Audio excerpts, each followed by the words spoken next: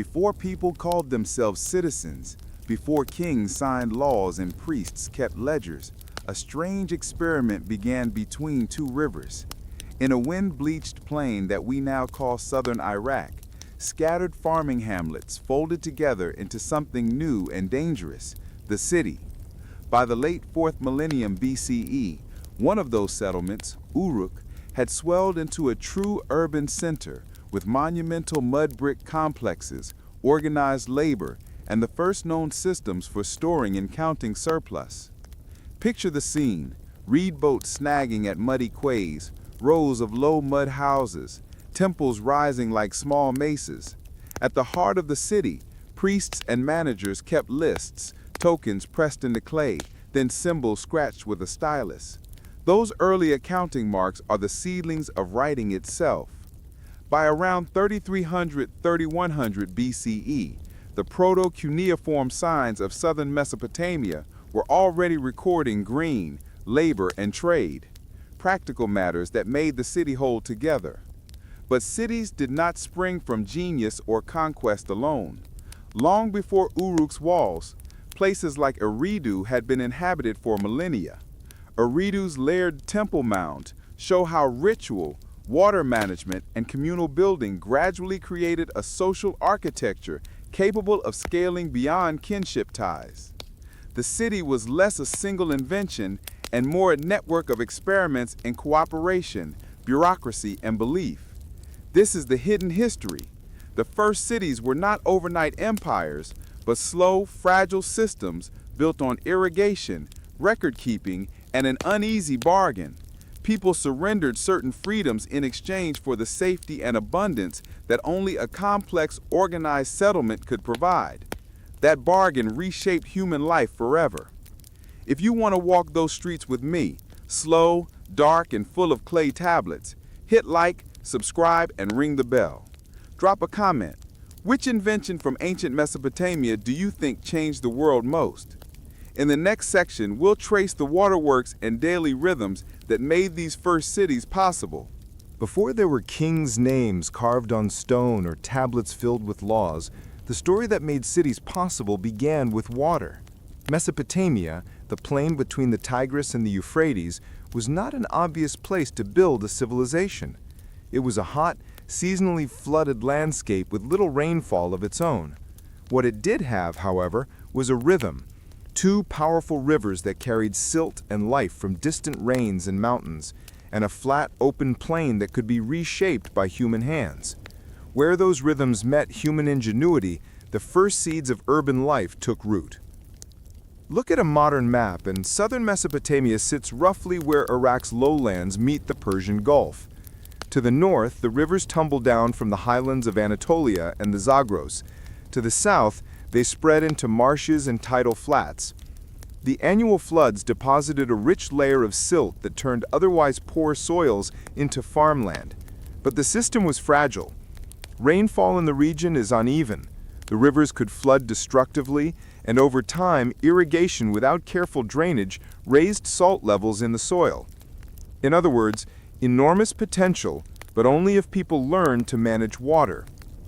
That imperative, harvesting, storing, and directing water, forced communities to cooperate in ways that would change everything. From seasonal camps to permanent villages, archaeology shows that the shift from mobile foraging to settled farming across the Fertile Crescent was not a single moment, but a long process. By the 6th and 5th millennia BCE, southern Mesopotamia hosted large Neolithic and Chalcolithic villages. Sites such as Eridu, founded in the Ubaid period around the 6th millennium BCE, reveal long sequences of rebuilding, new mud brick temples constructed atop older ones, suggesting continuous occupation and increasingly complex communal life. These proto-villages experimented with communal projects, dikes, channels, and small reservoirs that stabilized crops and supported larger populations. Over generations, local knowledge about when and where to divert water became a public technology. The ecological bargain at the heart of Mesopotamian urban emergence was simple: control water, grow more food, support more people, and free some to specialize. But the engineering was hard. True irrigation, networks of canals, sluices, and field channels that could reliably bring river water to crops appears gradually in the archaeological record. By the late 5th and into the 4th millennium BCE, increasingly elaborate canal systems and field layouts are evident, enabling fields to be cultivated year after year rather than only when the floods favored them. The ability to maintain surpluses not only fed more mouths, it created the raw material for social complexity: stored grain for lean years, food to pay laborers, and commodities to trade.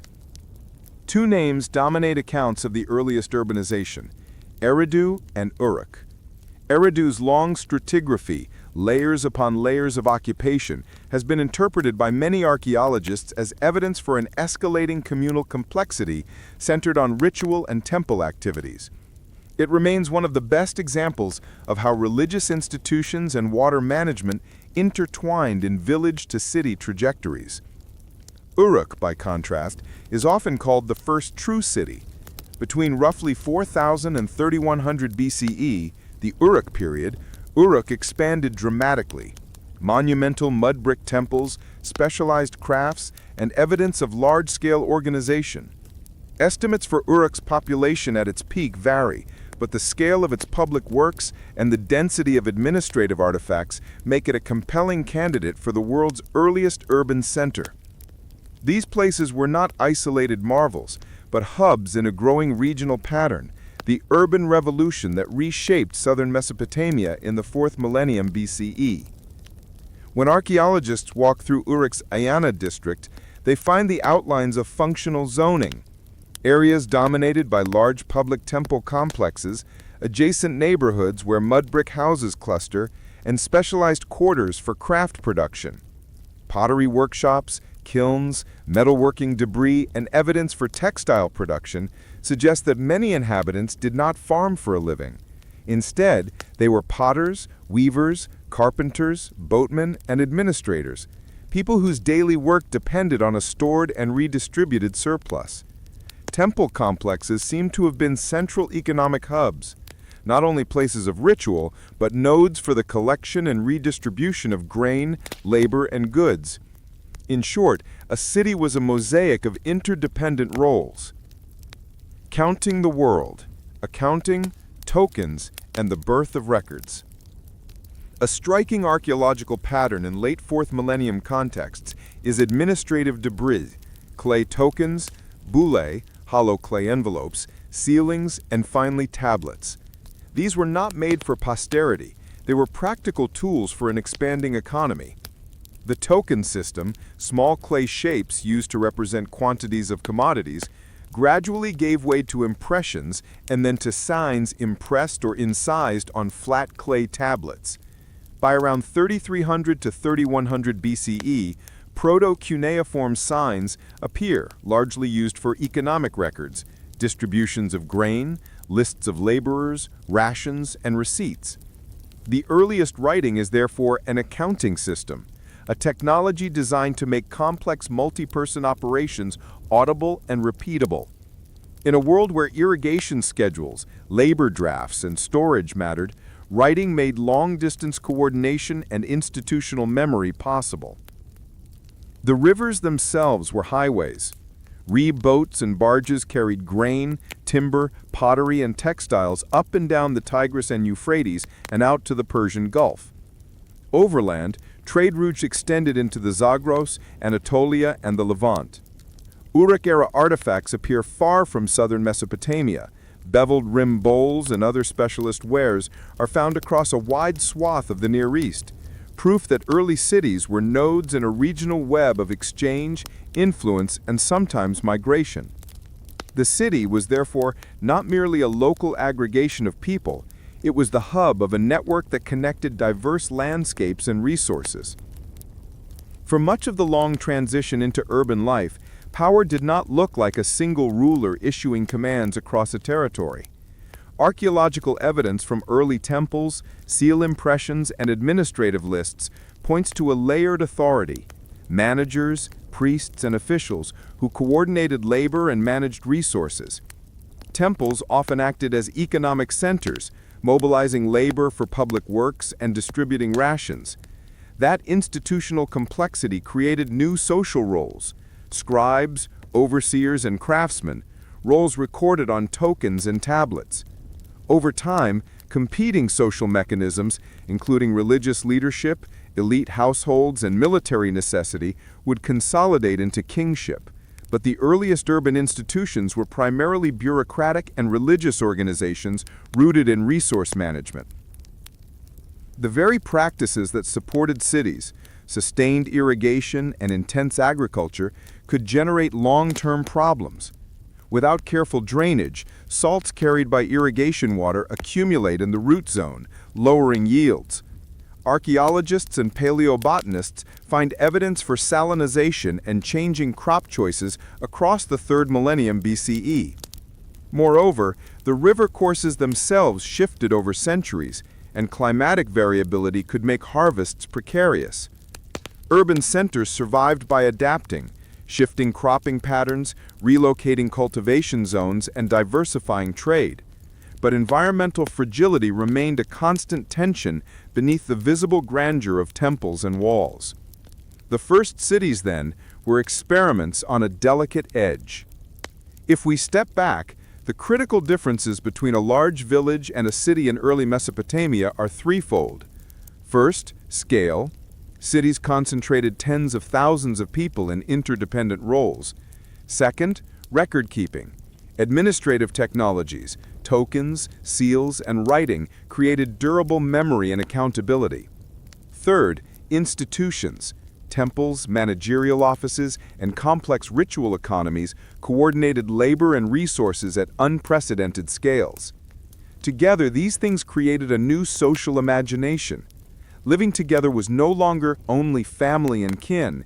It became civic, administrative, and partly anonymous. You could make a living in functions you didn't inherit, and your daily bread could depend on decisions made by distant officials. That psychological and organizational shift is the key to why Mesopotamia's land between the rivers was not merely fertile, it was formative. By the end of the 4th millennium BCE, the land between the Tigris and the Euphrates had become a laboratory for social innovation. The rivers supplied the raw conditions, people supplied the experiments: canals, temples, workshops, tokens, and tablets. What followed, cities like Uruk, Lagash, and later would amplify these technologies and institutions. To understand the first cities, then, we must keep returning to that essential question: how did a landscape defined by water's rhythms become the platform for human systems that still shape our world? In the next part, we will trace the step-by-step transformation of villages into city-states, how surplus became specialization, how record-keeping became writing, and how rituals and labor fused into public life. The leap from scattered farming hamlets to the first cities was not sudden. It was a long, multi-generational process of trial and error, people learning to live together at larger scale, inventing tools to manage water and food, and building institutions that could coordinate labor and memory. In southern Mesopotamia, that process unfolded across the late Neolithic into the Chalcolithic and culminated in the dramatic transformations of the 4th millennium BCE. This chapter explains how that slow-motion change happened, the technologies, the social shifts, and the everyday decisions that turned villages into city-states. For tens of thousands of years, human groups moved with the seasons, following wild herds and the growth cycles of plants. In the Fertile Crescent, including the plains between the Tigris and Euphrates, that pattern gradually changed as people domesticated plants and animals and learned to farm in place. Early sites that archaeologists identify with the Ubaid period, multi-millennial occupations in southern Mesopotamia, show repeated rebuilding on the same spots: houses, shrines, and storage, all accumulated in layers. This archaeological stacking is the first sign of a crucial shift. People were investing in a place across generations, not just for a single season. Places like Eridu show extremely long sequences of occupation and rebuilding, with evidence for temple structures appearing and being reconstructed many times over centuries. That continuity created a setting in which larger, more complex social projects could be attempted. The ecological driver behind settlement was simple and stubborn: water. The plain itself receives little dependable rain, but the Tigris and Euphrates brought rich silt and irrigation potential. As villages tried to capture more of that potential by digging channels, building field banks, and managing seasonal floods, they began to transform a variable landscape into a more predictable one. Successful irrigation increased yields and produced surpluses that could be stored for lean years. Surpluses has two critical social effects. It supports non-farm specialists, potters, metalworkers, scribes, and it requires systems for storage and distribution. Both effects push a society toward new kinds of organization. Irrigation in southern Mesopotamia did not appear as a single grand scheme. It emerged incrementally. At first, small channels and field diversions moderated the risk of a bad season. Over generations, these grew into more extensive canal networks that required coordinated maintenance and labor pooling. Archaeologists trace these changes in field patterns, ancient canal beds, and the sheer scale of earthworks visible at major early sites. As networks grew larger, they produced a new social problem. How do you organize thousands of workers to dig and maintain canals, or to move stored grain? The solutions were practical and institutional. Temples, already important religious centers, increasingly functioned as economic hubs that coordinated resources and labor. They collected and stored grain, allocated rations to workers, and organized communal projects.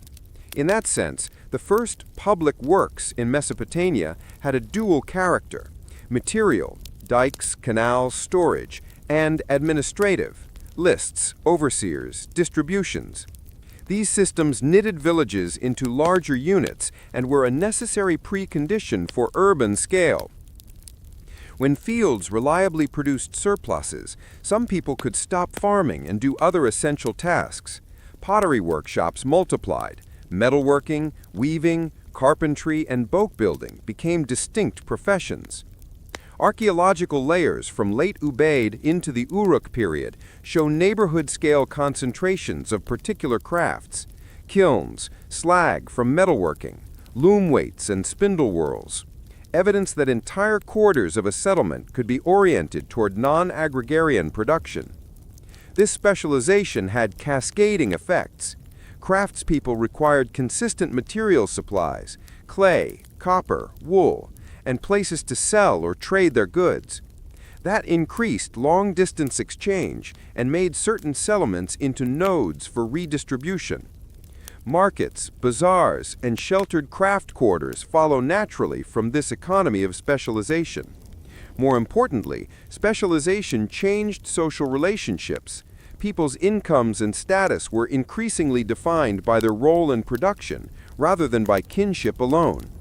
Over time, this made living in larger, impersonal aggregations more tolerable and even attractive, because a city could house a wider range of livelihoods than a small village.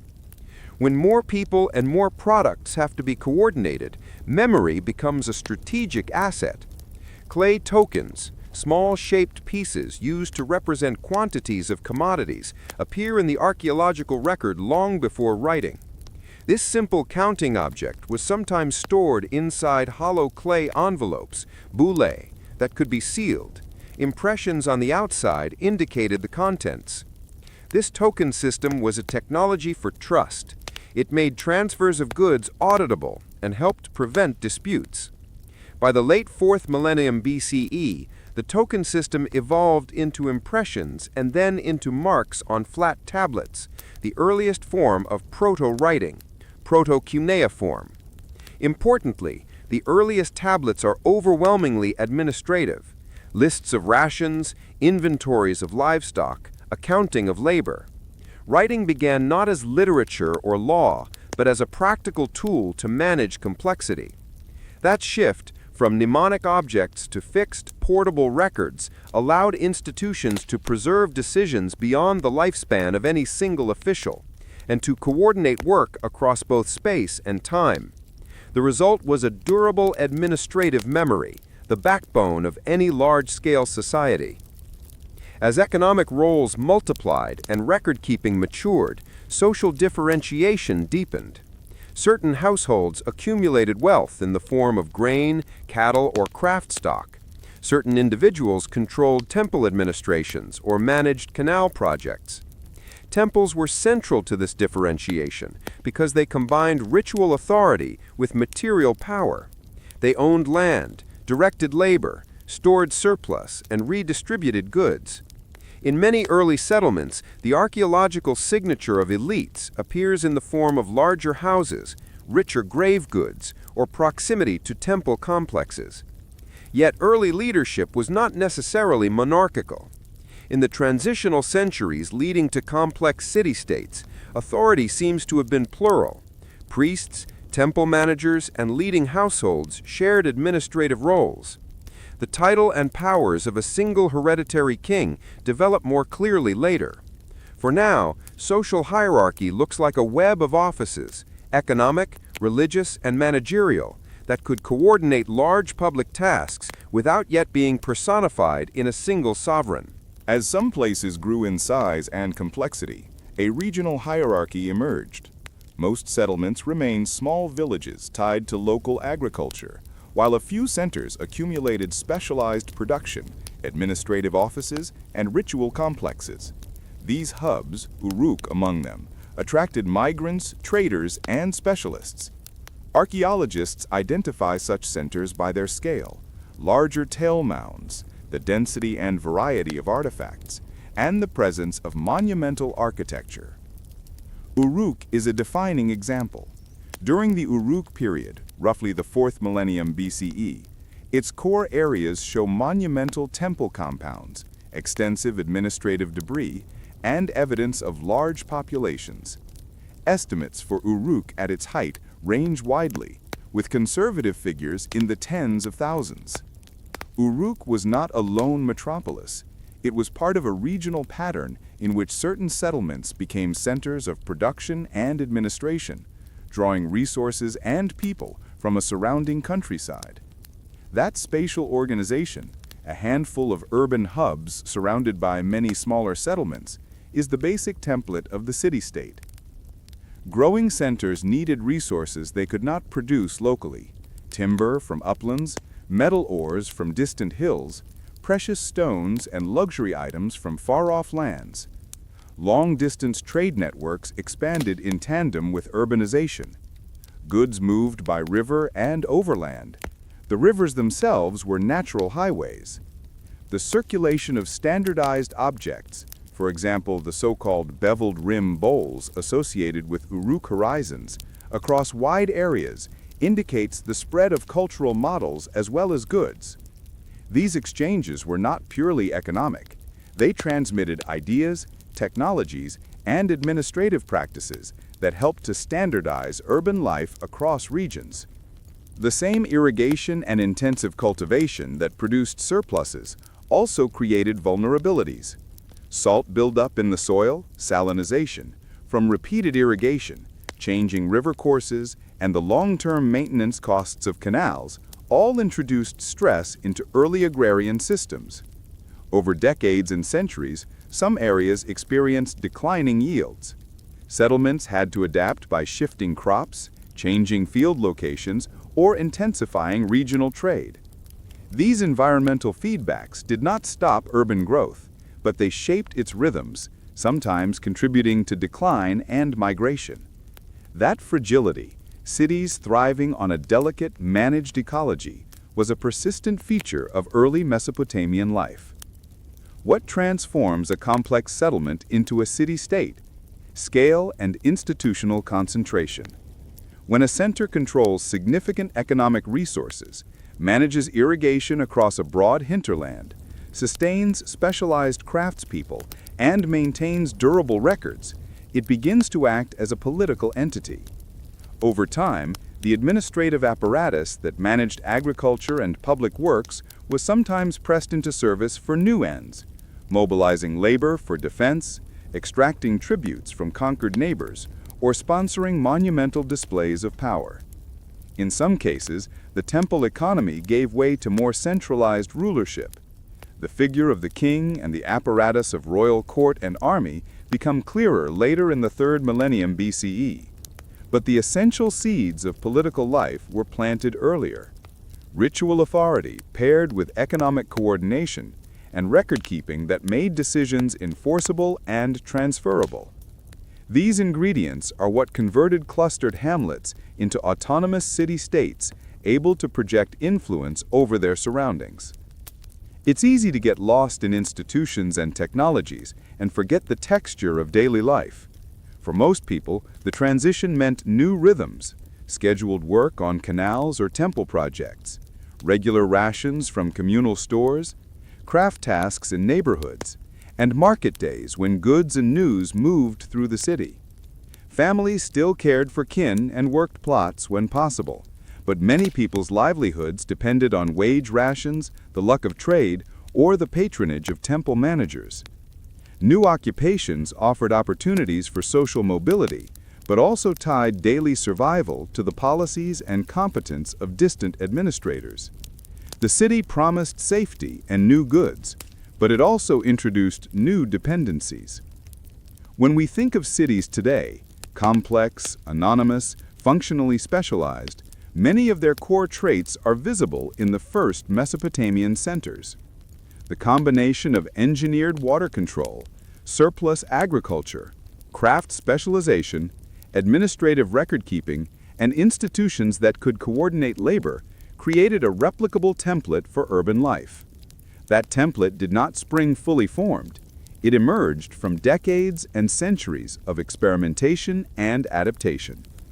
Understanding that process helps us see why cities are as much social inventions as they are physical accumulations of houses and walls. The seeds planted in southern Mesopotamia, in field canals, clay tokens, temple storehouses, and clustered workshops, grew into a new kind of human world, one defined by institutions, records, and cooperation at unprecedented scale. In the next part, we will follow one of those centers, Uruk, through its sharp expansion and see how specific technologies and social choices accelerated the transformation from a large village to what many scholars call the world's first city. Imagine a landscape where flat mudflats meet a slow, silt-rich river, and slowly, over generations, a knot of households swells until the mud-brick rooftops blur into a single horizon. That knot, Uruk, became the laboratory where many of the techniques and institutions we still call civilization were first tested at urban scale. The Uruk phenomenon is not a single city's story alone. It is a continental pulse that reshaped settlement, economy, ritual, and record-keeping across the Near East during the 4th millennium BCE. In this section, we trace how Uruk rose, what made it different, and why its innovations mattered. The Uruk period, broadly c. 4000 to 3100 BCE, marks the late Chalcolithic transformation in southern Mesopotamia, when large nucleated settlements, cities, appear in the archaeological record with unprecedented institutional complexity. The site of Uruk, modern Uruk in Iraq, gives the phase its name because its monumental core, dense artifact assemblages, and administrative debris best illustrate the changes that were spreading through the region. These changes were cumulative, building on long Ubaid developments in settlement and irrigation, but they reach a distinct intensity at Uruk and its contemporaries by the mid-4th millennium BCE. Walk through Uruk's excavated core, the Enna and Anu precincts, and you encounter architectural choices that announce scale and authority. Massive mud-brick platforms supported large temple complexes. Rectilinear street plans and dense housing quarters suggest deliberate urban design. Public courtyards, paved stairways, and cone mosaic facades signaled shared investments in ceremonials. The structures at Uruk are among the earliest known monumental buildings in human history, not merely large houses, but civic constructions that required organized labor, planning, and long-term resource commitments. Their very size and centrality set Uruk apart from smaller village contexts. One of the most telling markers of Uruk's scale is the presence of mass-produced objects, above all, the so-called beveled rim bowls. These simple, hastily made bowls account for a huge proportion of the ceramic debris at Uruk and at Uruk-related sites across a vast area. Their ubiquity indicates institutionalized food distribution, economies of scale where large numbers of people were fed in organized contexts, temple or workshop provisioning. Alongside these bowls, we see wheel-made pottery in greater variety, standardized weights and measures, and production zones, signs that the city's routines relied on repeatable, large-volume processes. Standardization is a social technology. It reduces transaction costs, speeds distribution, and creates expectations that stretch beyond the city gate. A city of tens of thousands requires memory. The Uruk record-keeping system is the clearest archaeological proof of that necessity. Long-lived token systems, small clay shapes used to represent quantities, and bullae, envelopes with token impressions, gradually give way to impressions and incised signs on flat tablets, proto-cuneiform, by roughly 3350 to 3200 BCE. The earliest tablets are fundamentally administrative: rations, labor lists, deliveries, and inventories. Writing, in its first phase, is not literature, but bookkeeping, an externalization of institutional memory that made complex multi-actor operations auditable and repeatable. That external memory is a foundational technology for urban governance. At Uruk, temples, particularly precincts like Enna, associated with the goddess Inanna, functioned as more than places of worship. They were logistical centers, controlling land, storage, and labor drafts. Archaeological evidence shows storerooms, standardized containers, ceilings, and administrative archives adjacent to cultic architecture.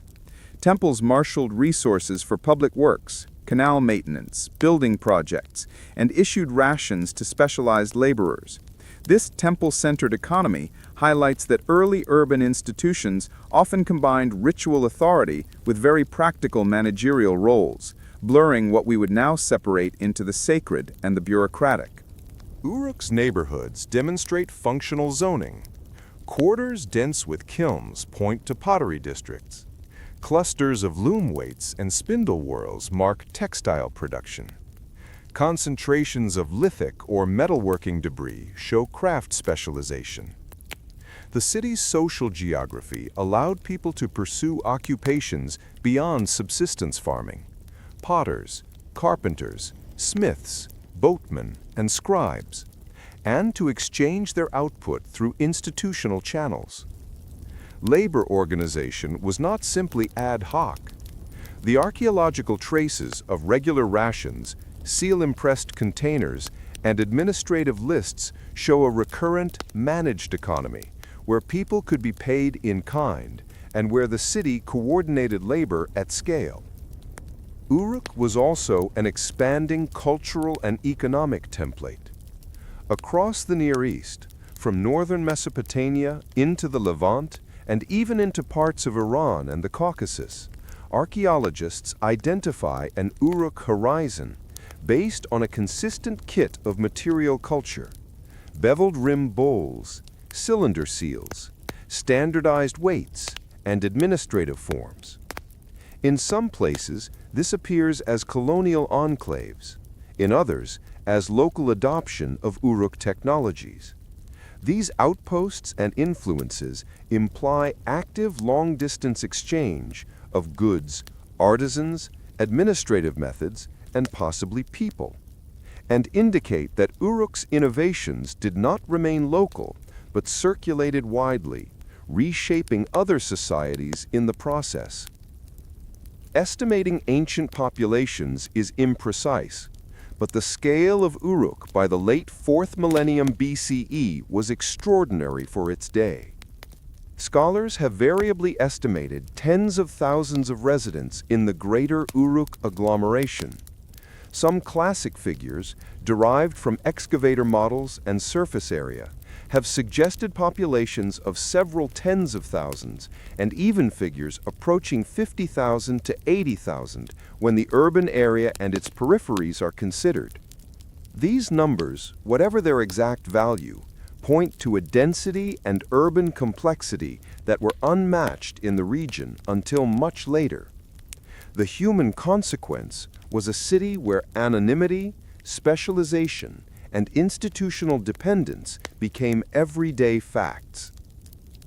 What did life in Uruk feel like? The archaeological record gives hints. Streets were likely dusty and busy. Canals and quays saw continuous traffic of reed boats. Workshops hummed with repetitive tasks. Temple courts staged ritual processions and the distribution of rations. Scribes worked with styluses in wet clay. Seal impressions closed storerooms. Administrative lists structured workdays. While elites left larger domestic compounds and richer grave assemblages, many inhabitants lived in modest mud brick houses grouped in dense blocks. The city offered access to goods and services, imported timber, copper tools, textiles, but it also imposed obligations. Time allocated to public canal upkeep, dependence on rations, and subordination to temple and managerial authority. That mixed promise, abundance with new constraints, was the social bargain of Uruk. Uruk's administrative sophistication shows in smaller but vital inventions. Cylinder seals, tiny engraved rollers, functioned as signatures and authentication devices, preventing fraud and identifying ownership. Standardized weights and measures allowed trades to be settled fairly at scale. Emerging calendaric reckoning and the regularization of labor drafts allowed planners to schedule irrigation and labor across seasons. These technologies together form an administrative toolkit, mechanisms that allow institutions to coordinate thousands of people across time and space. They are the quiet innovations that make large-scale communal life predictable rather than chaotic. Urban growth breeds competition. As Uruk's scale rose, so did the stakes for control of canals, trade routes, and agricultural hinterlands. Archaeological traces and later textual traditions suggest increasing social differentiation and the eventual emergence of more specialized political leadership in many city centers. While early Uruk institutions often appear temple-centered and bureaucratic rather than monarchic, the pressures of defense and intercity rivalry in the later 4th and early 3rd millennium BCE helped consolidate power into the hands of rulers who could mobilize labor, command surplus, and lead in war. Thus, the Uruk phase sets the stage for the later city-state polities of the early dynastic period. The Uruk phase does not end in a cataclysm, but in transitions. By the dawn of the 3rd millennium BCE, the institutional forms developed at Uruk had been diffused, adapted, and in some cases been replaced by new political configurations and writing systems that became fully cuneiform. The material markers of Uruk, the beveled rim bowls, cylinder seals, certain administrative forms, decline or transform, but their intellectual and institutional legacies persist. The technologies of surplus, record, and administration had been proven. They would now be repurposed into increasingly complex states across Mesopotamia. Uruk matters because it was the first sustained demonstration that people could organize at a truly urban scale and create durable institutions that outlast individuals. It is the site where mass provisioning, standardized production, administrative recording, and monumental ritual were woven into a single social fabric. The consequences were global in scope. The administrative logic born at Uruk, write it down, measure it, seal it, made large impersonal cooperation practicable. Our contemporary cities, market systems, and bureaucracies are distant descendants of that logic. Listen closely. In the first cities of Mesopotamia, power and faith were braided so tightly they cannot be separated. Temples were not only places of prayer, they were storehouses, payrolls, workplaces, and courts. The city's patron god was its political identity. The men and women who managed cult, priests, temple stewards, and eventually kings, ran the practical systems that fed, clothed, and defended urban life. To understand how the first city-states held together, we must follow how people worshipped, how cultic institutions were organized, and how ritual authority gradually turned into political power. From the beginning of urban life in southern Mesopotamia, each major settlement claimed a chief divine patron. Uruk looked to Anu in Akkadian, and his daughter Inanna. Eridu to Enki, Ea, Nippur to Enlil. These were not vague metaphors. Cities imagined their relationship to the cosmos through these deities. The well-being of the fields, the reliability of the rivers, the fertility of people and flocks, or the just ordering of society were all bound up with the favor of a particular god. Rituals, offerings, and public ceremonies were ways of negotiating that favor. Over centuries, the city and its god were conceived as a single political religious organism. The city existed to serve the god, and in return, the god protected and legitimized the city's leaders. It is tempting to imagine ancient temples simply as places of devotion. Archaeology and texts tell a different story. Temples were major economic engines. They owned land, employed laborers, stored grain and craft goods, issued rations, and oversaw large-scale projects such as canal maintenance and building works. Excavations routinely reveal storerooms, seal-impressed containers, accounting tablets, and standardized containers right next to altars and cultic rooms. The same precinct that hosted priests and offerings also organized the distribution of food for workers and supervised craft production. In short, temples fulfilled functions that modern states and businesses take on: resource management, labor mobilization, and redistribution, wrapped in religious legitimacy. Why did religion run the economy? Two reasons. First, ritual institutions already had social authority and regular ritual calendars that could marshal people at predictable times. Second, sacrificial and offering systems required storage, measurement, and controlled distribution, skills directly transferable to public provisioning. When thousands of people must be fed at planting or harvest, the temple's role as steward of surplus became indispensable. The gods thus acquired a managerial household. Priests kept the books, sealers locked storerooms, and scribes inscribed distributions on clay tablets. Those clerical skills are the hidden infrastructure of early urban life. Within the temple economy, a professional caste arose. Priests performed rituals, but many were administrators. They signed receipts, organized labor drafts, mediated disputes, and adjudicated allocations.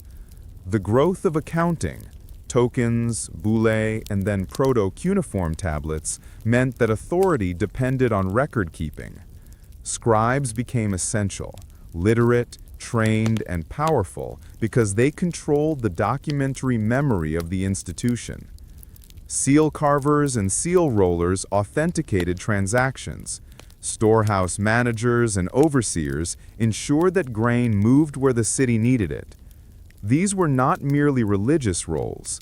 They were managerial careers that knotted together faith, bureaucracy, and political power.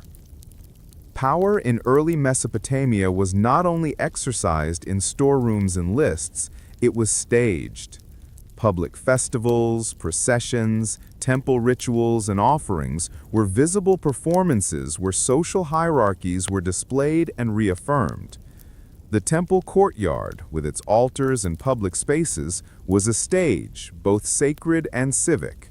Rites such as the New Year festival, later texts elaborate this in the first millennium BCE, dramatized the renewal of order, linking seasonal cycles, agricultural renewal, and political authority.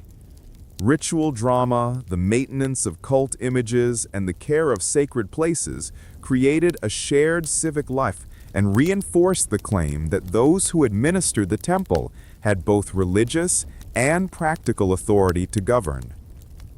In the earliest centuries of urban complexity, the leadership model was mixed. Titles and offices such as En, often a high priest or temple official, and Ensi, a city governor or steward of the god, appear in texts.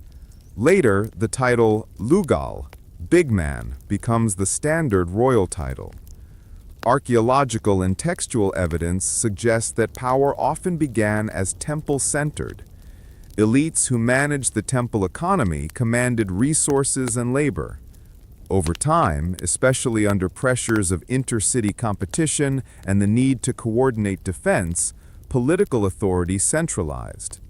Military and diplomatic functions became more important, and some temple stewards or leading households transformed their administrative control into broader, sometimes hereditary rulership. The shift from steward to sovereign was gradual. Authority hardened into kingship as cities needed centralized command for warfare and long-distance diplomacy. Architecture made divine claims visible.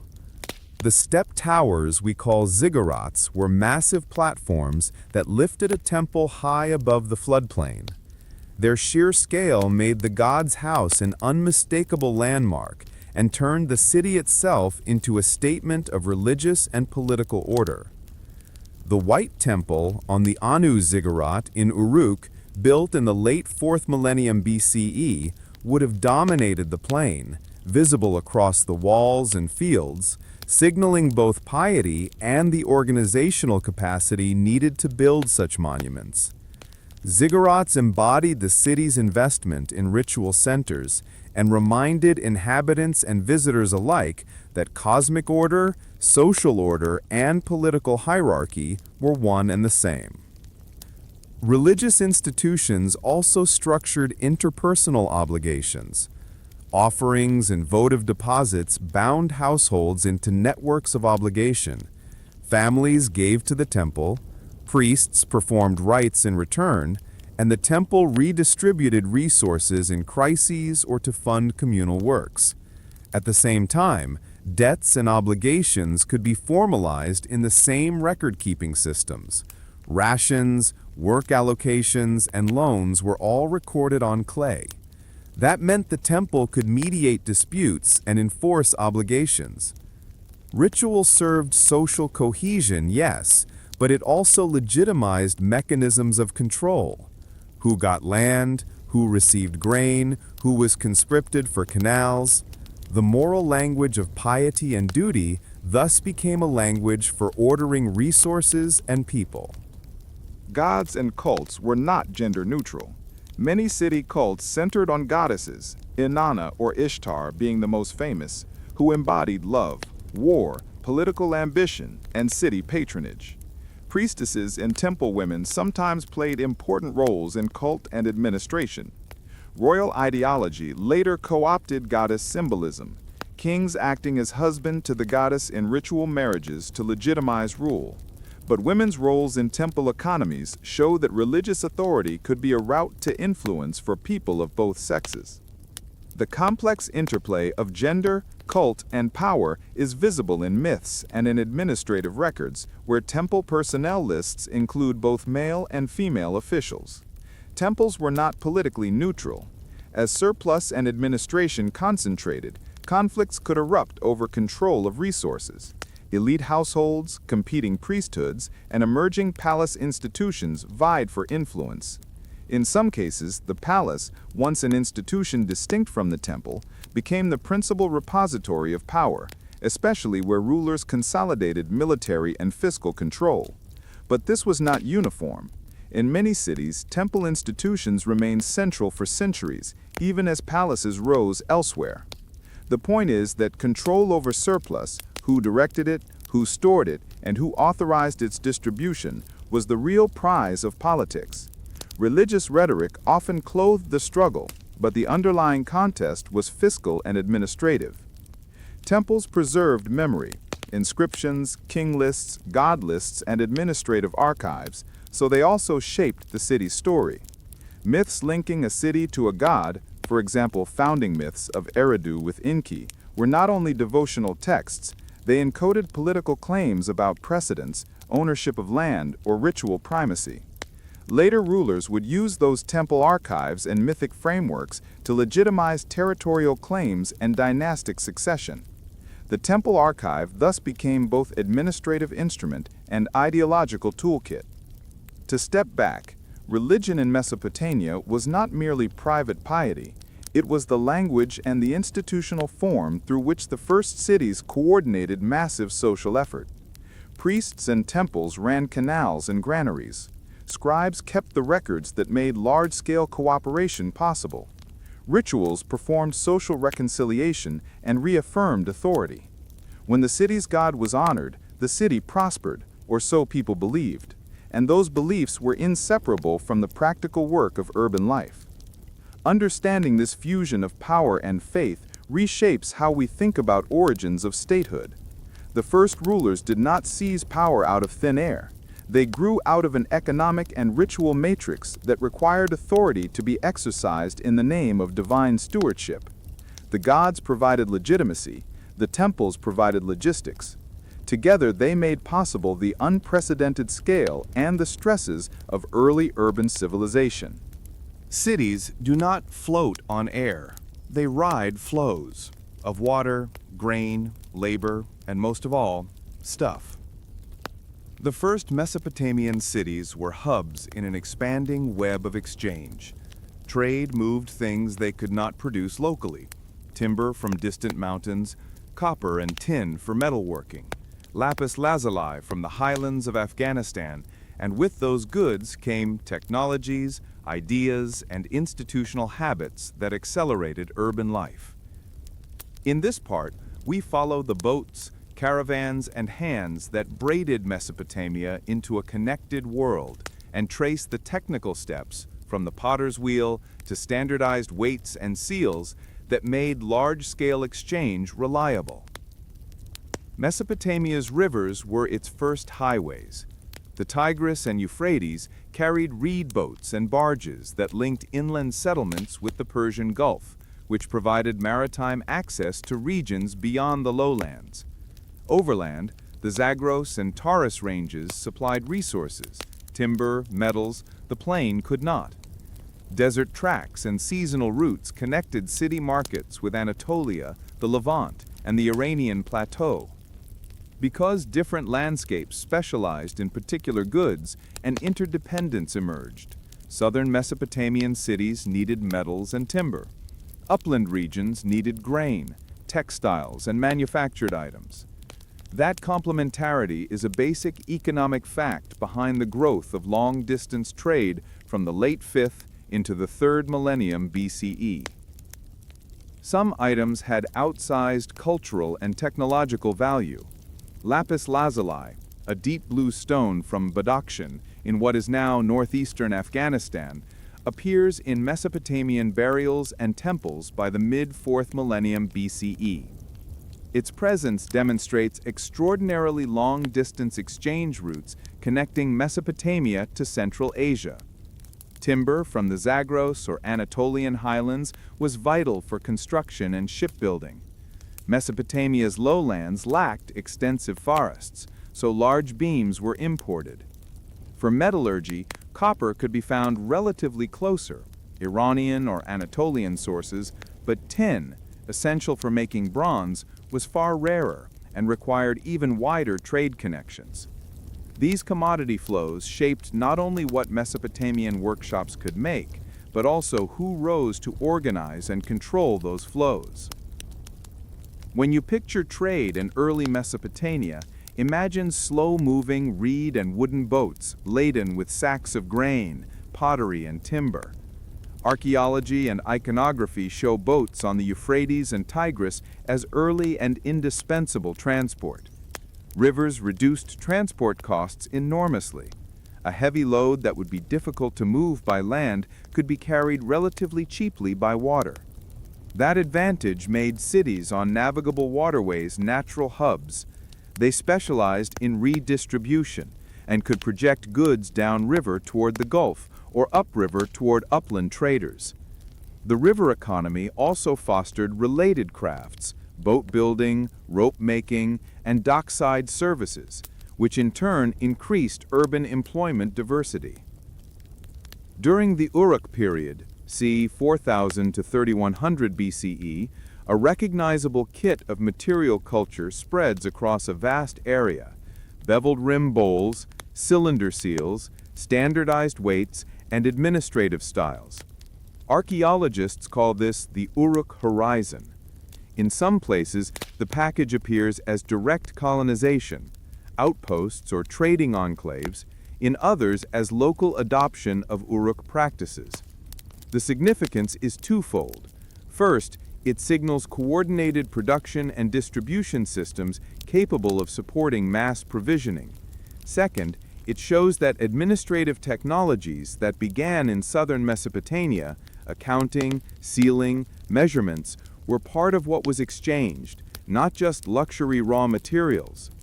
That diffusion helped standardize trade practices across different regions, lowering the friction of exchange.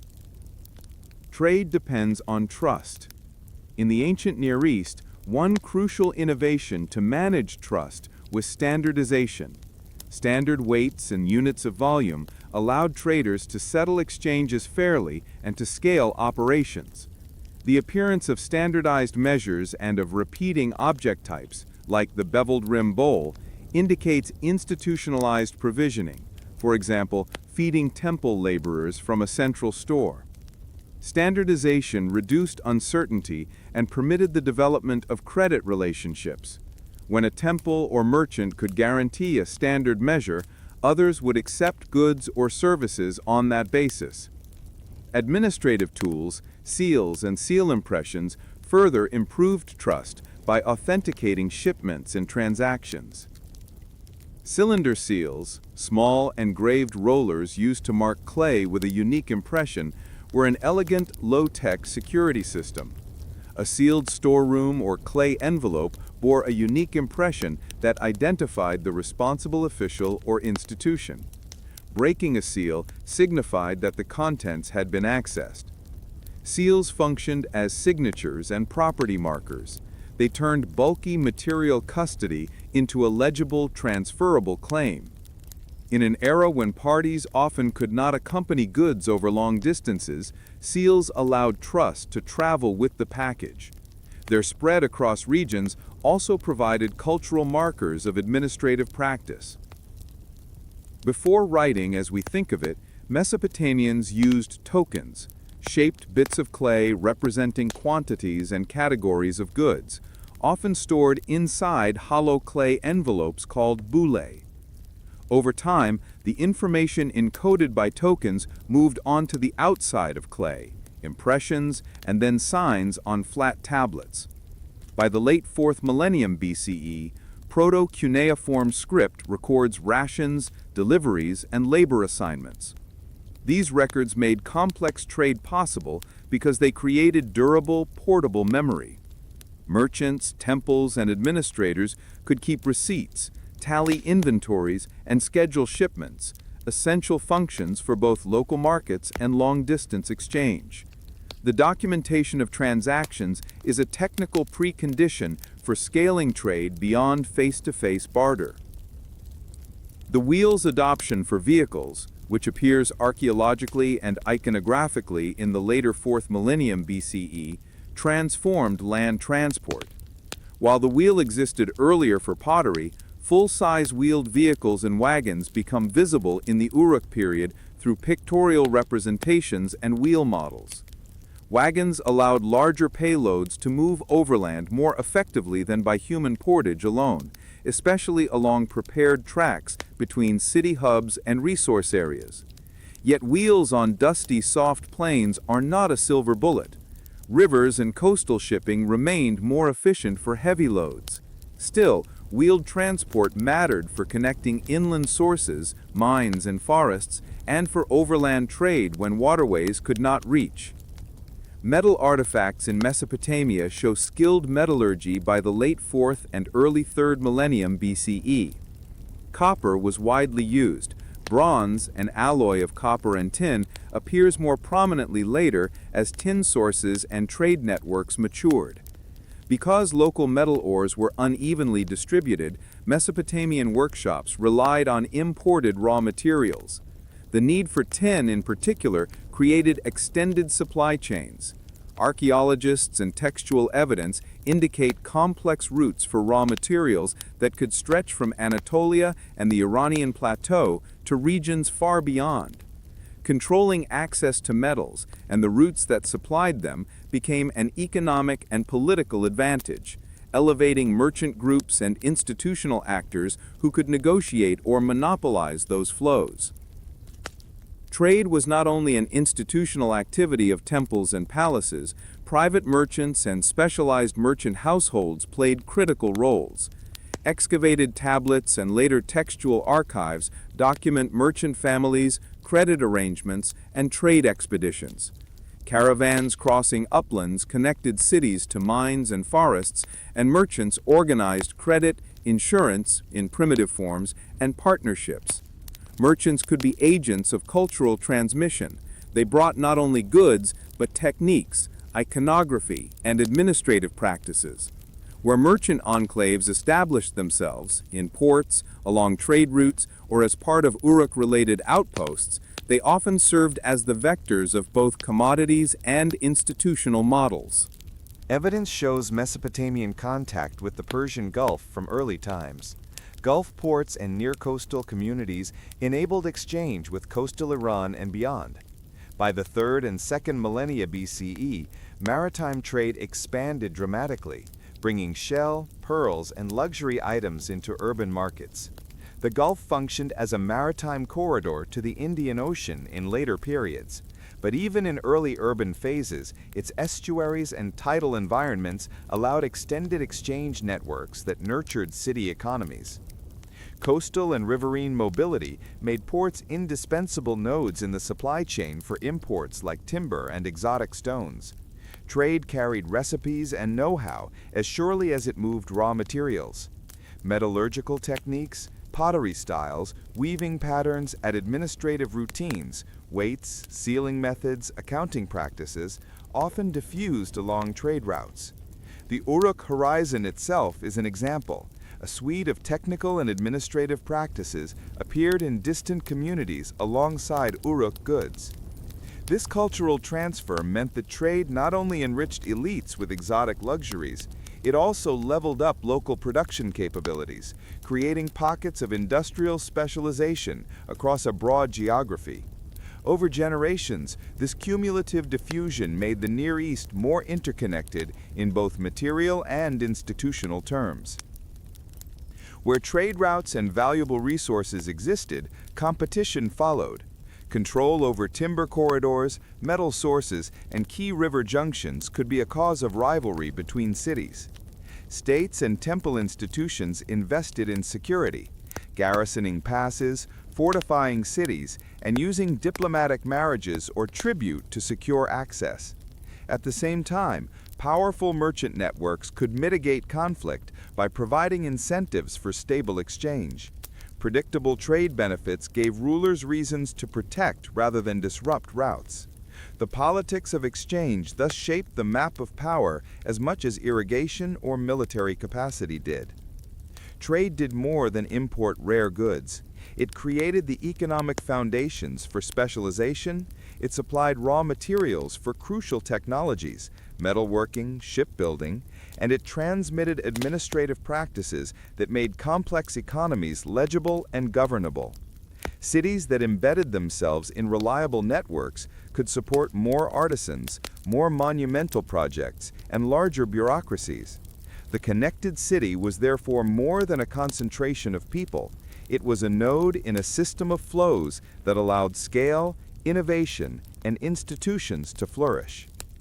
By the middle and late 3rd millennium BCE, trade networks that took shape during the Uruk and subsequent periods matured into dense systems linking Mesopotamia with Anatolia, the Levant, the Iranian plateau, and beyond.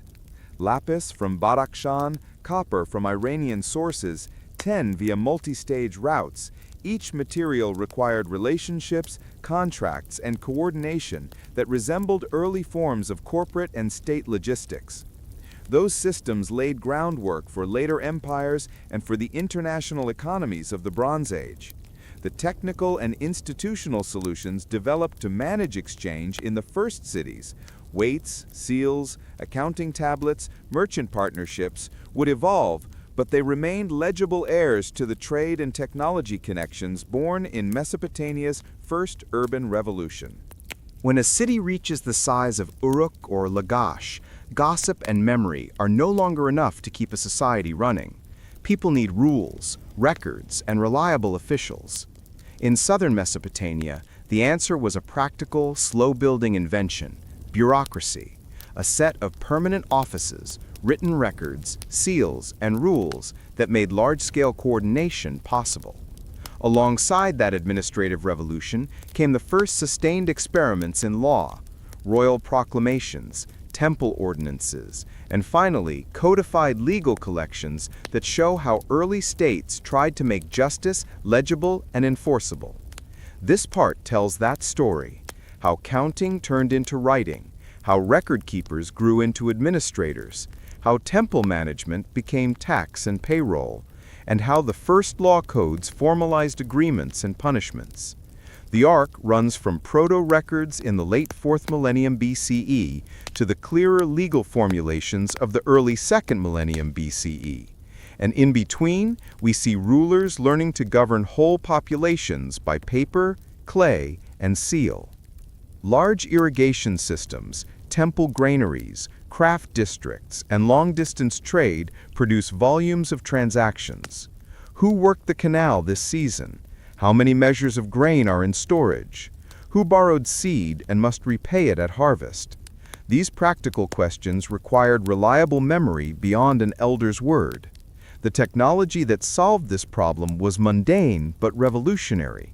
Small clay tokens, sealed envelopes, boule, and later, impressed or incised clay tablets. These artifacts were not symbolic art. They were ledger entries, receipts, inventories, and payrolls that let institutions coordinate activity across seasons and people. Without them, large-scale irrigation, food redistribution, and organized labor would simply be impossible. Archaeologists find clay tokens in layers dating to the late 5th and early 4th millennium BCE and boule, hollow clay envelopes, that sometimes held those tokens. As economies grew more complicated, the information those tokens represented moved from three-dimensional objects into marks on flat clay, proto-cuneiform, by roughly 3350 to 3000 BCE. The earliest inscriptions are pragmatic, lists of rations, worker names, quantities of barley or livestock. Each tablet is a tiny administrative snapshot that could be consulted later. This shift from fragile, perishable mnemonic devices to durable, portable records is the central technical step in the rise of bureaucracy. It externalized institutional memory in a way that could outlast officials and cross city boundaries. Writing created demand for specialists. Scribes were trained to make and interpret the symbols that tracked everything from temple supplies to legal agreements. They were not merely copyists, they were the professional class who made administration possible. A temple or palace with a cadre of scribes could produce ration lists for tens of thousands of workers, record loans and contracts, and authenticate shipments with seal impressions. The presence of trained scribes thus correlates with the scale of the institution. More scribes equaled more complex administration, which in turn supported larger populations and more ambitious public projects. In a world without paper and signatures, authenticity came from impressions. Cylinder seals, small engraved rollers, left distinctive impressions on clay tags, jars, and tablet envelopes. Officials used seals to authenticate shipments, close storehouses, and validate contracts. A seal impression is thus a compact record of responsibility. It links a container to a person or office and creates an evidentiary trail. For a bureaucratic system, seals work like modern signatures or security stamps. They let trust travel with the goods and allow distant parties to rely on documentation rather than on the presence of an individual. Temples were the earliest large-scale administrative centers. They managed land holdings, maintained canals, operated granaries, and organized labor. All of these activities required record-keeping and officials. The temple economy, storerooms with sealed vessels, lists of laborers, and controlled distributions, functioned as a public service and as a fiscal engine. Because temples combined ritual authority with economic power, they were natural centers for bureaucratic innovation.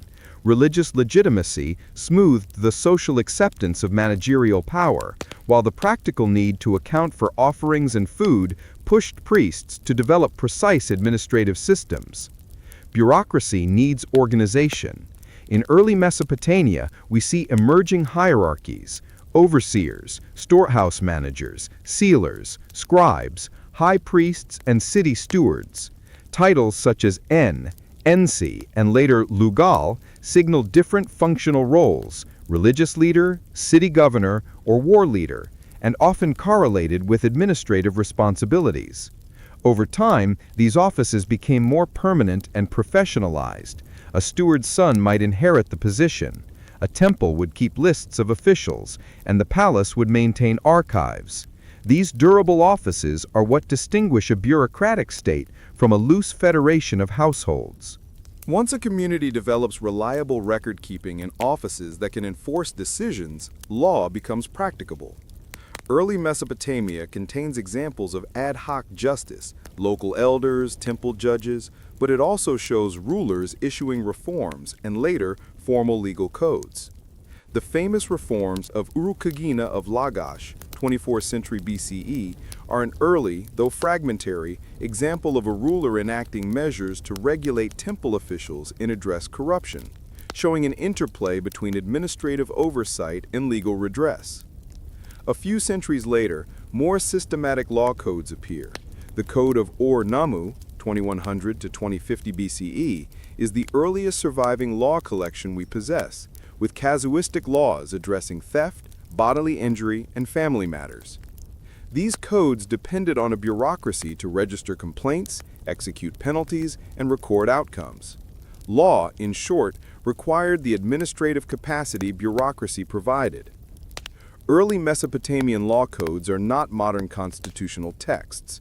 They are practical prescriptions: fines for theft, penalties for bodily harm, rules about slavery and marriage, and stipulations about temple property. The Code of Ur-Nammu, for instance, prescribes monetary compensation for many injuries rather than strict lex talionis.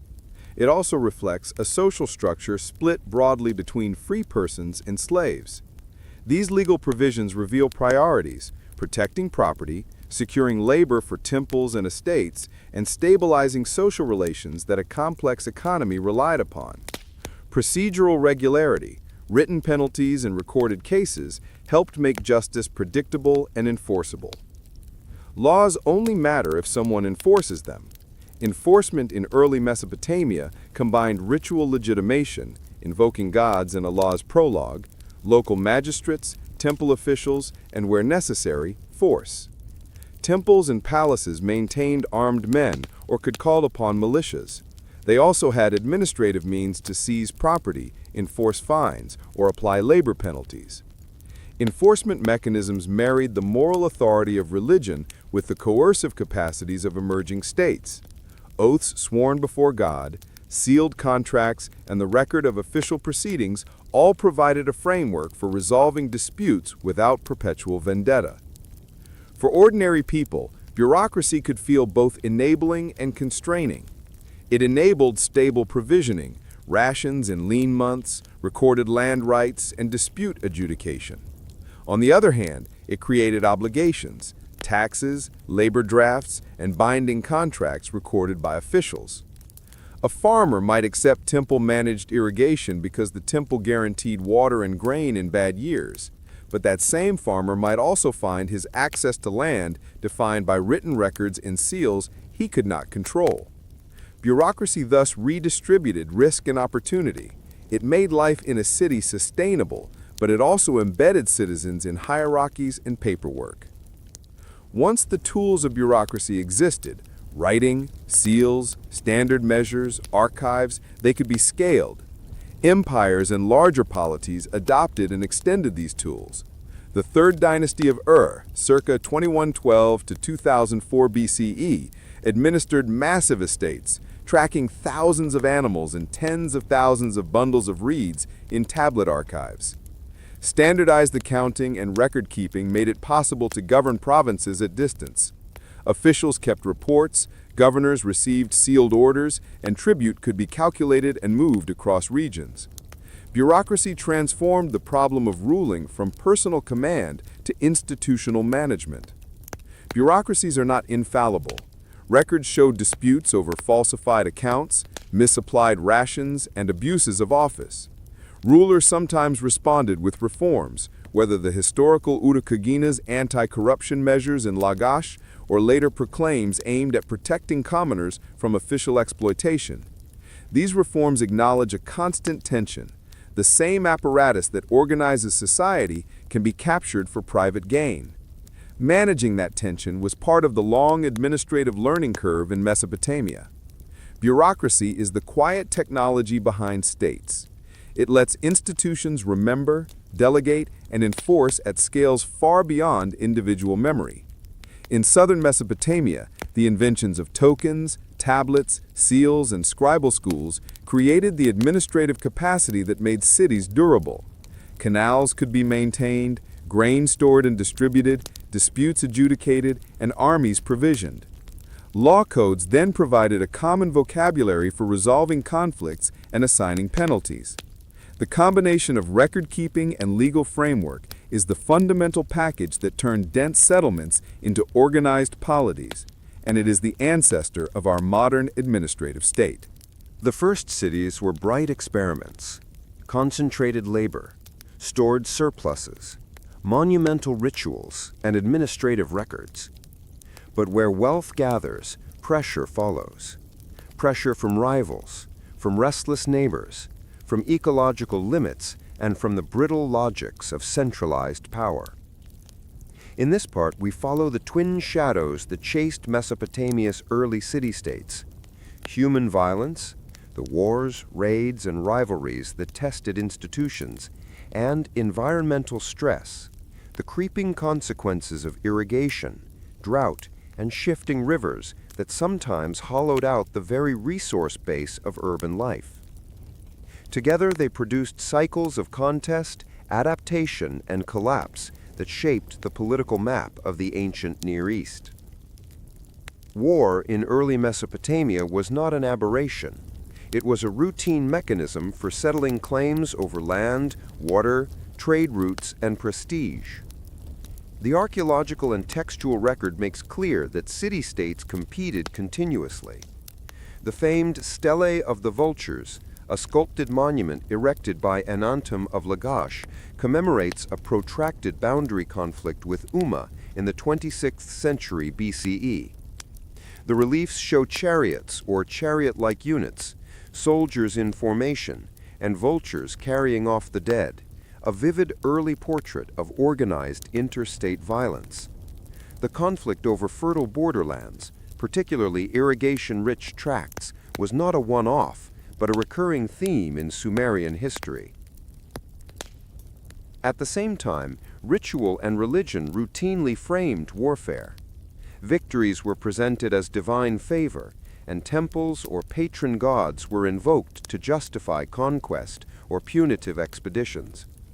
This religious dressing often masked deeply practical motives: control of watercourses and fields, or the capture of tribute and labor.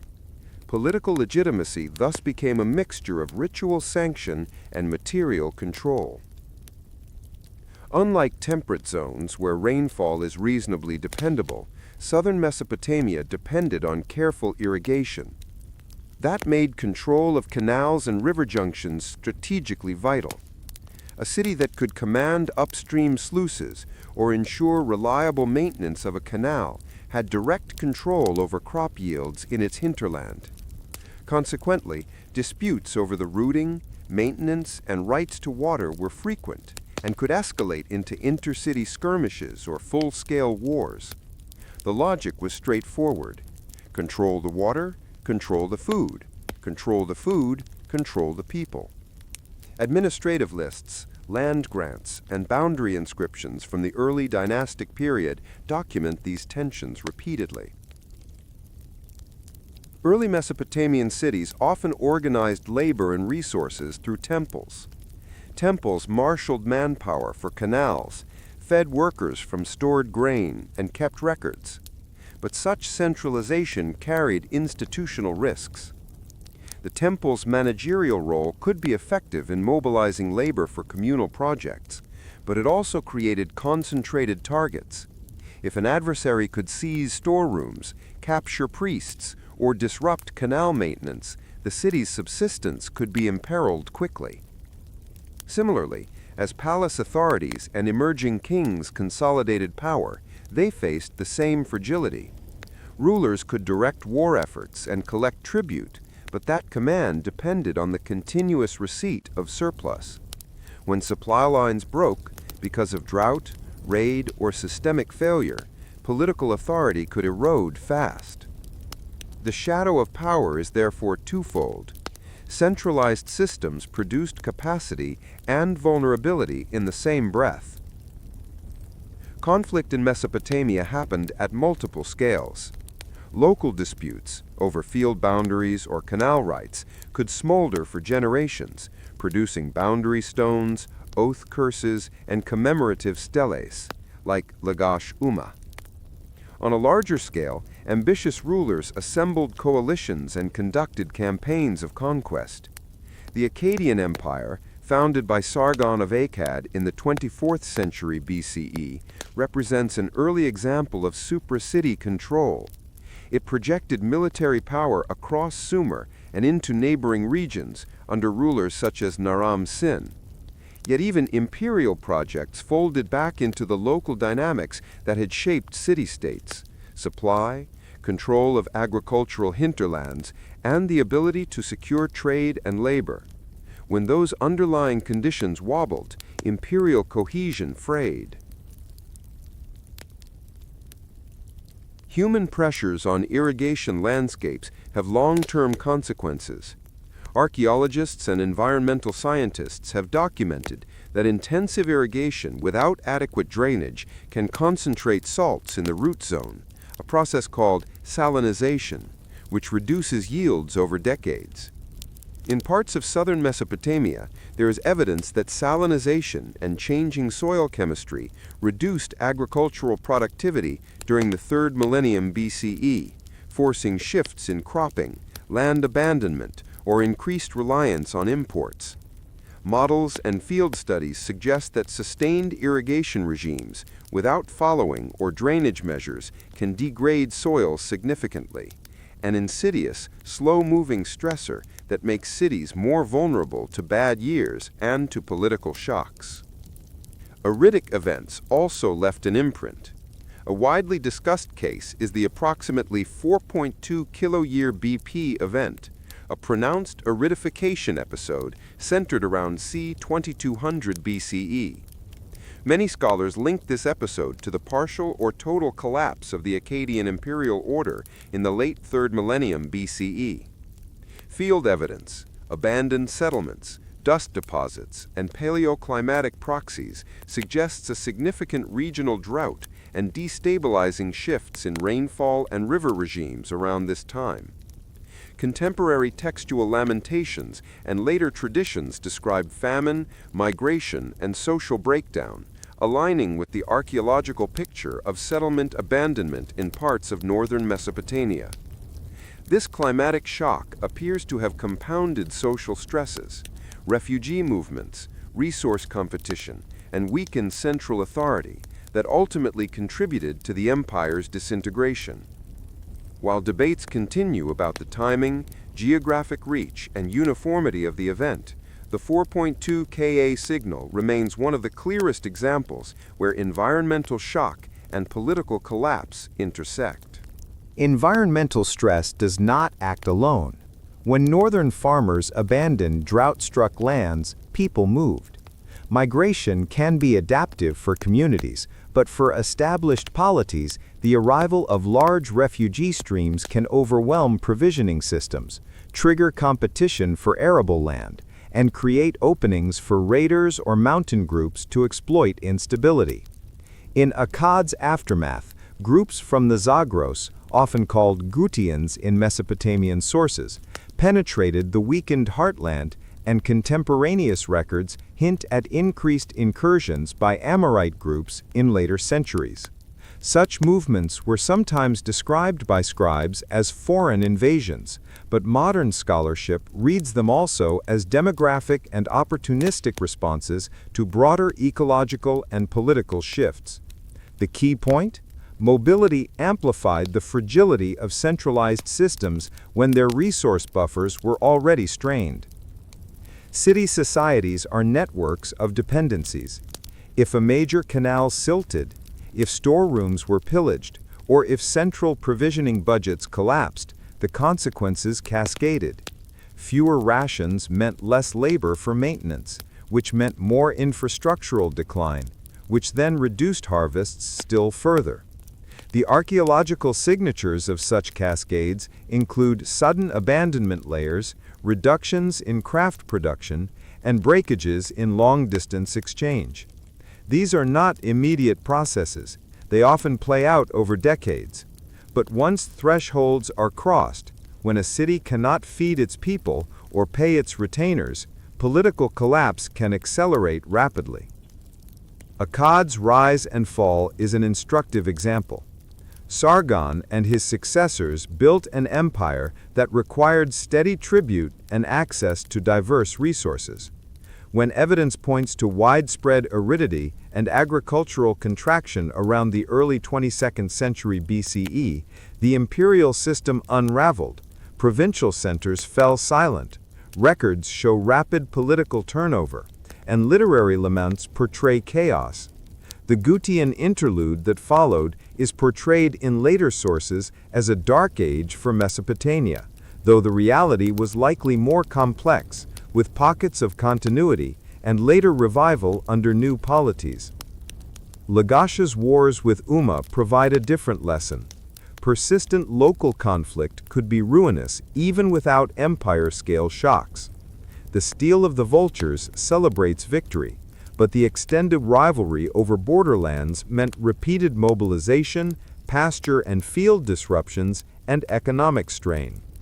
These border wars show how much early politics revolved around finite, locally critical resources. Centuries later, the Third Dynasty of Ur, circa 2112 to 2004 BCE, created a remarkably centralized administrative state, with archives that record detailed provisioning and labor systems. Even Ur III's administrative sophistication could not immune it from external pressure.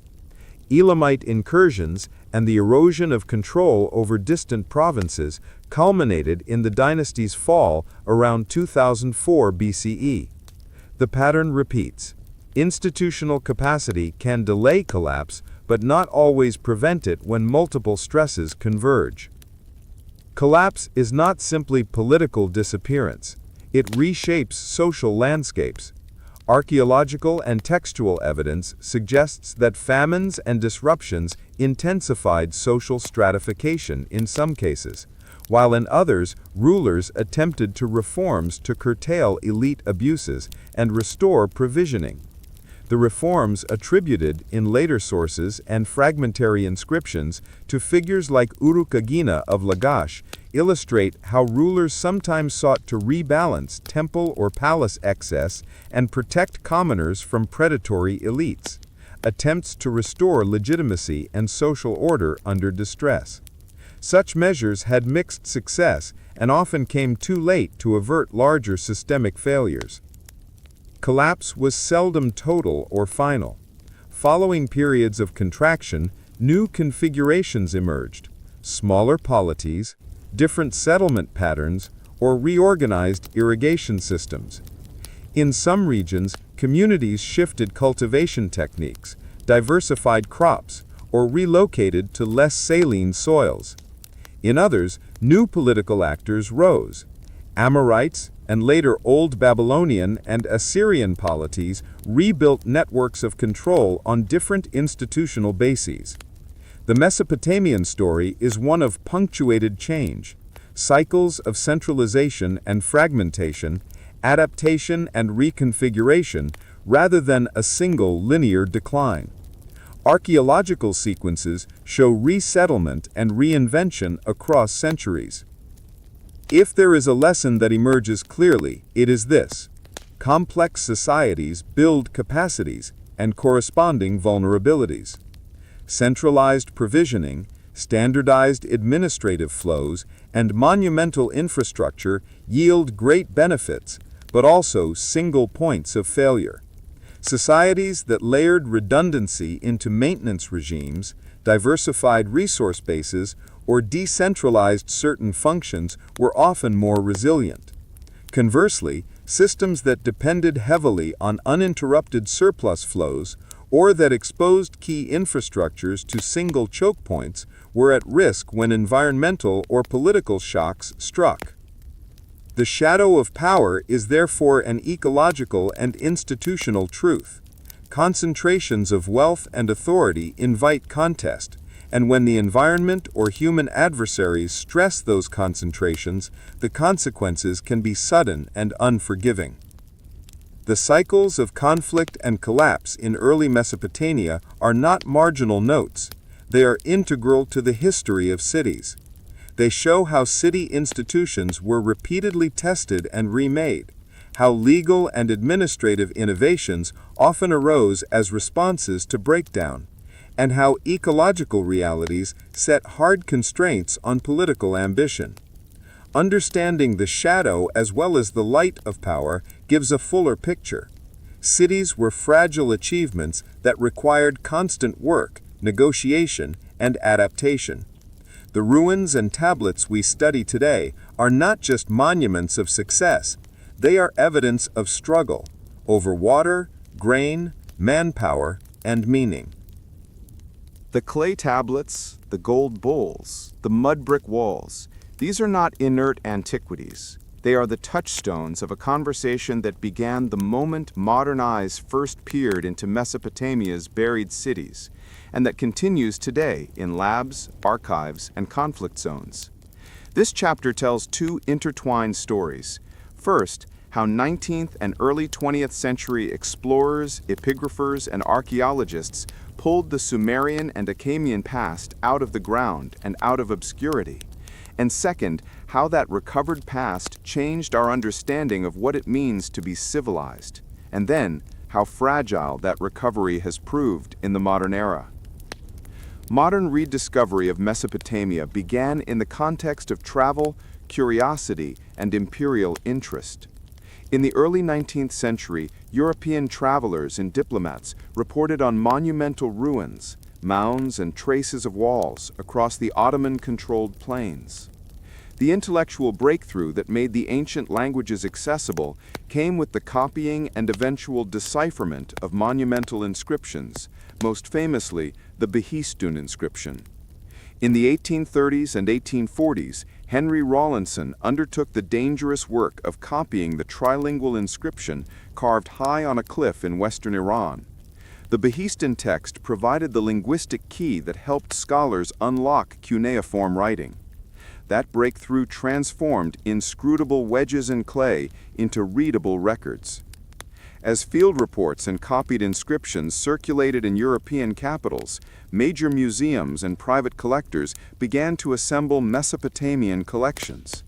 Excavations and diplomatic missions, often entangled with imperial politics, put thousands of artifacts in Western museums. Museums like the British Museum and the Louvre became major centers for studying cuneiform texts because they held large caches of tablets and reliefs. At the same time, scholars in reading rooms began to recognize narrative and legal texts among the administrative records. Myths, hymns, king lists, and even literary epics slowly emerged from cataloging. One famous moment came in the 1870s when George Smith, working at the British Museum, identified and announced a fragment of what we now call the Epic of Gilgamesh, the flood story that would reverberate with 19th century readers because of its parallels to biblical accounts. The combination of field finds and museum scholarship turned Mesopotamia from an archaeological curiosity into a major source for human history. Field archaeology matured in the early 20th century into more systematic scientific excavation. One landmark project was the British Museum University of Pennsylvania expedition at led by Sir Leonard Woolley between 1922 and 1934. Woolley's team excavated monumental precincts and, crucially, the Royal Cemetery at a discovery that produced richly furnished tombs, exquisite jewelry, and inscribed objects that illuminated Sumerian ritual and elite life. The scale and quality of those finds made plain that southern Mesopotamia had been the seat of highly complex societies long before the classical eras referenced in biblical or classical texts. Woolley's work helped cement the chronology of early urbanism and supplied spectacular material evidence for public and private life in the 3rd and 4th millennia BCE. Once cuneiform could be read systematically, a flood of information reshaped historical narratives. The clay archives contained not only administrative lists and commodity receipts, but also law codes, letters, myths, hymns, and proverbs. Texts such as the Code of Ur-Nammu, administrative archives of the Ur-3 state, and later royal inscriptions allowed historians to reconstruct legal systems, economic practices, and even private feelings in letters and lamentations. Literary texts, including the Gilgamesh cycle and creation myths, revealed a conceptual world where gods and cities were intimately linked. In short, the recovered texts converted Mesopotamia from a set of ruins into a society with institutions, ideas, and voices. That transformation is why rediscovery mattered. It made the ancient Near East speak in its own voice, rather than only through external classical or biblical echoes. Archaeology did not stop at digging. From the mid-20th century onward, archaeologists incorporated stratigraphy, radiocarbon dating, environmental sampling, paleobotany, and settlement survey into studies of Mesopotamia. These methods allowed far more precise chronologies and a deeper understanding of climate, agriculture, and demographic change. Where earlier narratives emphasized great men or singular discoveries, modern archaeology illuminated long-term processes: how irrigation practices rose and strained soils, how trade networks expanded, and how settlements waxed and waned across centuries. Academic institutions, archaeological field schools, and museum analytics converted artifacts into data sets that support nuanced historical reconstruction. Rediscovery did not occur in a political vacuum. The movement of artifacts to European and American museums, driven by colonial networks, diplomatic relations, and early archaeology's funding structures, sparked later debates about cultural patrimony. Which artifacts belonged to the countries in which they were found? How should access be balanced between scholars worldwide and local publics? Those questions complicate the legacy of rediscovery. The knowledge gained often came with dispossession and contested ownership. Over the last decades, repatriation requests, collaborative excavation agreements, and museums' ethical reviews have reshaped the landscape of research and display. Many modern projects explicitly partner with local institutions and prioritize capacity building in source countries. If rediscovery revealed Mesopotamia's past, the modern era has also threatened it. Wars, Political instability and illicit markets have put archaeological sites and museum collections at risk. A highly visible example is the looting of the Uruk National Museum after the 2003 invasion of Iraq. Thousands of artifacts were stolen or displaced, and the event galvanized international efforts to record, recover, and protect heritage. Subsequent years saw both losses and recoveries. Some high-profile items were returned, museums reopened, and UNESCO and other institutions strengthened emergency response and recovery programs. But the 2003 looting and later destructions and illicit trafficking in conflict zones underscores an uncomfortable truth. The physical record that let us reconstruct history is vulnerable to modern violence. The protection of heritage thus became part of the discipline's ethical and logistical agenda. The last 2 decades have seen increased pressure for provenance research and restitutions. Some artifacts excavated in the colonial era have been returned to Iraq or are subject to long-term loans and collaborative exhibitions. International organizations, source country governments, and museums now negotiate more complex arrangements: joint stewardship, long-term loans, training of local curators, and digital repatriation projects. These steps recognize that rediscovery must be reparative where possible. Scholarship and display should not reproduce earlier asymmetries. At the same time, museums argue that their collections have preserved materials through periods of instability and have made them accessible to global research, a claim that complicates but does not erase the moral chain of custody debates. A new wave of rediscovery is digital. Projects to photograph, 3D scan, and publish high-resolution images of tablets and artifacts have broadened access to primary materials for scholars and the public alike.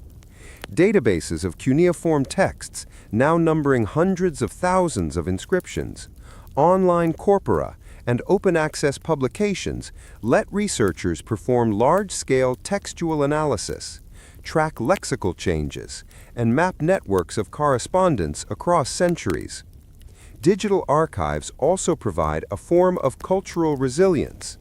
In regions where artifacts remain at risk, high-quality digital records preserve research value, and in some cases help identify looted items later appearing on the market.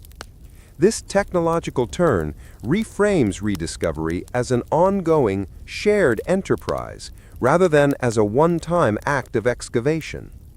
Perhaps the most profound legacy of rediscovery is conceptual. Before Mesopotamia's archives were read, linear teleologies of civilization emphasized Mediterranean or classical templates as the cradle of urban life. The recovered evidence changed that. It showed that cities, writing, law, codified administration, and sustained long-distance trade were long established in the southern Mesopotamian lowlands by the 4th and 3rd millennium BCE. Those findings forced a re-evaluation of firsts in human history and emphasized that complex social organization emerged in multiple, regionally specific ways. Mesopotamia's texts and archaeology supply an empirical basis for comparing early states, testing theories of urbanism, and understanding how institutions, environment, and human agency interacted. Rediscovery did more than add artifacts to museum cases. It rewired our frameworks for thinking about the human past. Rediscovery opened doors but left many rooms still dark. Scholars continue to debate chronology details, the social mechanics of state formation, the scale and causes of environmental degradation, and the extent to which textual elites represent broader populations. New surveys, paleo-environmental studies, and improved dating methods refine earlier models. Likewise, discoveries in peripheral regions complicate narratives that once privileged single-center explanations. The field is alive with revision, and that is precisely the intellectual value of rediscovery. It supplies data that make hypotheses testable and remappable as evidence accumulates. The recovered past also matters to contemporary identities. Ancient Mesopotamia is part of the cultural heritage of modern Iraq and neighboring countries. It also forms part of global heritage because of its foundational role in the institutions we still live with today. How that past is used politically and publicly in national narratives, tourism, and education raises questions about stewardship, interpretation, and the politics of memory. Rediscovery therefore sits at the intersection of scholarship and civic life. The stories we reconstruct from clay tablets enter museums, school books, and national ceremonies, and help shape how modern societies see themselves. Rediscovery is not a single heroic act. It is an extended, messy process that requires excavation, interpretation, preservation, ethical reflection, and public engagement. The inscriptions that let us read about kings and priests are fragile. The tombs and temple plinths are vulnerable. The scholarly interpretations are always provisional.